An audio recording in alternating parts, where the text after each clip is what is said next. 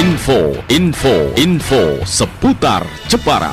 Sajian informasi teraktual di Kabupaten Jepara, cepat dan terpercaya dari 94,2 Kartini FM Jepara.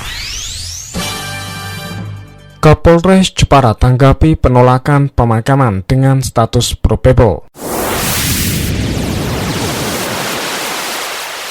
Beberapa kali prosesi pemakaman dengan protokol COVID di Jepara sering menimbulkan penolakan dari keluarga, terutama terkait dengan korban yang statusnya saat meninggal masih probable, hingga muncul beberapa masyarakat menolak pemakaman dengan prosedur COVID-19 karena hasil swab belum diketahui. Menanggapi hal itu, Kapolres Jepara KBP Aristri Yunarto mengakui hasil swab yang tidak bisa segera diketahui seringkali menimbulkan masalah saat pihak keluarga yang terkena musibah menolak dilakukan pemakaman dengan prosedur COVID. Akhirnya, mau tidak mau harus diselesaikan secara kekeluargaan. Dikatakan jika sudah ada hasil swabnya dan dinyatakan positif COVID, polisi pastikan siap melakukan tindakan penegakan hukum karena memang aturannya tak boleh ada penolakan jika memang sudah dinyatakan positif. Terkait penolakan ini masih ada kendala karena hasil swabnya ini belum keluar, Pak.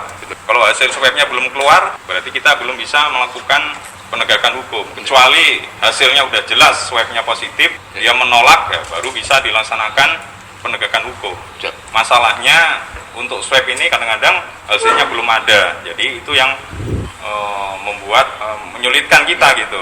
Kemarin sudah kita sampaikan kepada Dinas Kesehatan untuk hasil swab ini supaya lebih dipercepat sehingga tidak membuat resah masyarakat, karena meninggal ternyata hasil swabnya belum keluar, ini yang membuat resah masyarakat. Apakah dia positif ataupun negatif kan gitu. Namun kalau yang swabnya sudah jelas positif, sudah ada keterangan dari Dinkes, apabila masyarakat ini menolak untuk dilakukan pemakaman secara protokol kesehatan, ya kita lakukan penegakan hukum. Sementara itu, sampai saat ini jumlah kasus kematian akibat COVID di Jepara terus meningkat. Dalam 2 hari terakhir, tanggal 28 hingga 29 Desember 2020, ada 11 kematian yang terjadi. Dari jumlah itu, 5 kasus kematian yang terjadi sudah dipastikan terkonfirmasi positif COVID, sementara 6 kasus kematian lain dalam status probable COVID.